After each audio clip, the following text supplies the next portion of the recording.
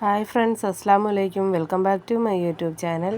ഞാൻ ഇന്നത്തെ ഞങ്ങളുടെ റൂമിന് വെളിയിലോട്ട് ഇറങ്ങിയപ്പോഴത്തേക്ക് ഇവിടെ ഞങ്ങളുടെ റൂമിൻ്റെ തൊട്ട് ഫ്രണ്ടിൽ ഒരു ചെറിയൊരു പാർക്കാണ്. ഇവിടുത്തെ പിള്ളേർക്ക് ഫുട്ബോൾ കളിക്കാനൊക്കെ ആയിട്ടുള്ളൊരു ഇതാണ്. അപ്പം എന്താ ഞങ്ങൾ വെളിയിലോട്ട് ഇറങ്ങിയപ്പോഴത്തേക്ക് ഇവിടെ ഒരു പൂച്ചയുണ്ട് കേട്ടോ. ഇതിനെ മണിയാന്നാണ് വിളിക്കുന്നത്. അത് എവിടെ പോയാലും അതിൻ്റെ പുറകെ പോവേ. എന്നിട്ട് ഇതിപ്പോൾ പറയും റൂമിലോട്ട് പൊക്കോ മണിയാന്ന് പറഞ്ഞാലും ഇല്ല. ഇതിന് ആ ഗ്രൗണ്ടിൻ്റെ അങ്ങേ അറ്റം വരെ ഇത് വരും കേട്ടോ. അതിൻ്റെ കൂടെ ഇങ്ങോട്ടൊന്നല്ല, അപ്പുറ സൈഡിൽ നമ്മൾ കടയിലോട്ട് പോയാലും കടയുടെ വാതിലിൽ വന്നിരിക്കും. എന്നിട്ട് കടയിൽ നിന്ന് ഇത് ഇറങ്ങുമ്പോൾ അതിൻ്റെ ഒപ്പം വരുവേ. നമ്മൾ ഫുഡൊക്കെ കൊടുക്കും കേട്ടോ. അതിന് വേണ്ടി മാത്രമായിട്ട് മീൻ കടയിൽ പോയി മീനും ഒക്കെ മേടിച്ചുകൊണ്ട് വരും കേട്ടോ.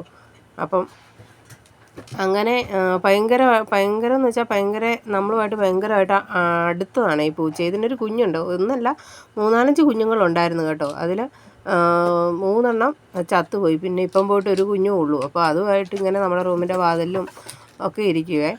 അപ്പം ഇതിപ്പം പറഞ്ഞു പൊക്കോ മണിയാ, തിരിച്ച് പൊക്കോളാൻ പറഞ്ഞപ്പോൾ അവിടുന്ന് തിരിച്ച് വന്നു കേട്ടോ. ഇതിപ്പോൾ എന്താ ഇവിടുത്തെ പിള്ളേർ ഫുട്ബോൾ കളിക്കാനായിട്ടൊക്കെ ഇങ്ങനെ ഇരിക്കുന്നതാണ്. അപ്പം ഞങ്ങൾ ഗ്രൗണ്ട് കഴിഞ്ഞിട്ട് ഇങ്ങനെ ഞങ്ങൾ നേരെ പോയി. അപ്പം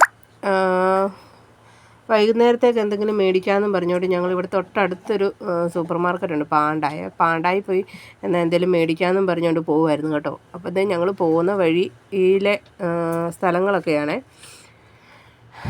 എവിടെ നോക്കിയാലും നമുക്ക് കണ്ണെത്താത്ത അത്രയും പൊക്കത്തിൽ കെട്ടിടങ്ങളും എല്ലാ ഫ്ലാറ്റുകളും ഒക്കെ ഉള്ളൂ. എവിടെ നോക്കിയെന്ന് പറഞ്ഞാലും വലിയ വലിയ ഫ്ലാറ്റുകളും ഒക്കെയാണ്.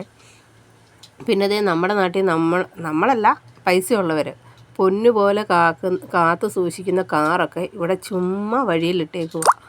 ഇവർക്കൊന്നും ഒരു ഇതുമില്ല. പൊടി വടിച്ച് അതൊക്കെ കിടക്കുന്ന കാണുമ്പോൾ നമുക്ക് സങ്കടം വരും. നമ്മുടെ നാട്ടിലാണെങ്കിൽ തൂത്തും മിനുക്കിയും കാർ പോർച്ചിലും പിന്നെ പെരയ്ക്കകത്ത് കയറ്റി ഇടാൻ പറ്റുമെങ്കിൽ പെരയ്ക്കകത്ത് വരെ കയറ്റി ഇടും നമ്മുടെ നാട്ടിലുള്ളവരൊക്കെ വണ്ടി. അപ്പം എന്തേ ഞങ്ങൾ കടയിലെത്തി കേട്ടോ. കടയിലെത്തി ഞങ്ങളിങ്ങനെ ചുറ്റും പരിധി നോക്കുക എന്തുവാ മേടിക്കേണ്ടതെന്ന്. ഇതൊരു ഫ്രൂട്ട്സിൻ്റെ സെക്ഷനാണ് ഇവിടെ. ഇത് പിന്നെ മീറ്റ്, ഇത് മറ്റേ മട്ടനാട്ടോ. അപ്പോൾ ഇത് നമ്മുടെ നാട്ടിലെ പോലെയല്ല. മട്ടൻ്റെ ഇപ്പോൾ ഓരോ പീസ് ഇപ്പം നമ്മുടെ നാട്ടിൽ അങ്ങനെയല്ല, മൊത്തത്തിലൊരു വിലയല്ലേ. ഇതിനും ഓരോ വിലയാണ് കേട്ടോ. എന്നാ പറയുന്നത്, അതിൻ്റെ ഓരോ ഭാഗങ്ങൾക്കും ഓരോ വിലയാണ്.